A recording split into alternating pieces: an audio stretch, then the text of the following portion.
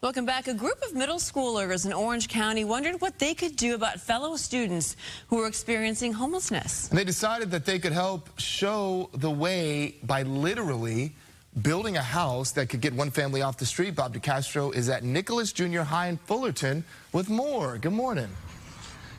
Good morning. When you think about it, a lot of districts don't even have a woodshop program, right? And when maybe you had one in your junior high school or high school, maybe you built a table or a chair or a bench. Well, these students at Nichols Junior High School built a home. Yes, a tiny home, tackling a very big issue, of course, the homelessness crisis, and specifically for some families that live here in the Fullerton community. I've got Jeremy, who is the Assistant Superintendent of Innovation here at the district, to show us what the kids built. This is really innovating right here, I would say, and pretty impressive. I think Brian's going to go around the corner and show us what we're looking at here.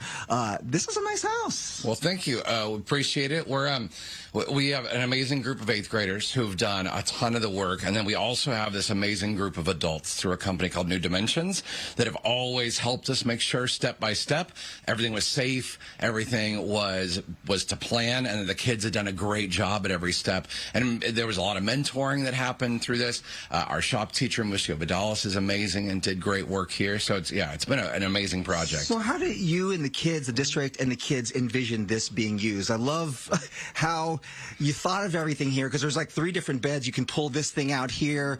Kids can climb up to the bunk over here. So a family could actually live here for a temporary period of time. Yes, that's actually our goal. We have over 190 families who are experiencing homelessness in our district. We're the K-8 district in Fullerton, so middles and elementary schools. And what we're looking for is a family that could benefit from transitional housing. So we have a group who's going to help case manage the family for us, and we're hoping about every 6 months to be able to move a family in, give them this space so they can save money up for a more permanent housing for themselves, and then move another family in about every 6 months. And I love it that you put them in a place where they can become more stable, so that they can have a more permanent, stable situation, right? Because eventually this gets moved over to, where is it, Orangethorpe Elementary School, like a piece of property over there, and then you have other services working with them to make sure that they get into a more stable situation. Yes, absolutely. So this is the build area, and then actually in August this will be moved over and a new trailer will come in, because next year they'll be building another one. So we use these great plans from a lady named Anna White. She's got a cool blog and she posts free plans. She's actually up in Alaska and she just makes these plans. So we took hers, we had an architect look at them and say, yeah, these are really good. Let's tweak here, let's tweak there.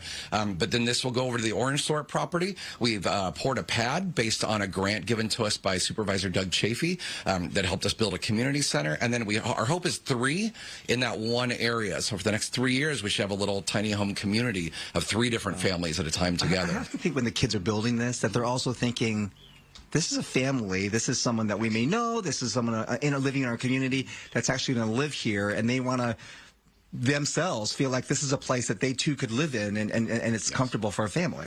Yeah, and that's been great to see that. I mean, a couple of things. So the servant leadership aspect of this has been a pretty nice piece for the students to understand we have an impact now. We're doing something good for the community. We actually have a 3-pronged approach. We have these kids building. We have another group of kids in the ASB class who are actually documenting it. And then we have another group over at Parks Junior High who actually went and presented to the city council to say, hey, Fullerton City, let's get on board. Maybe we could work together on more tiny home communities. Thank you. Thank you very much. So the ceremony is going to take place later today. So congrats on all the kids and the Fullerton School District for coming up with this idea. And can you believe, as I send it back to you, that they actually want this to be a program that's going to stay here within the future?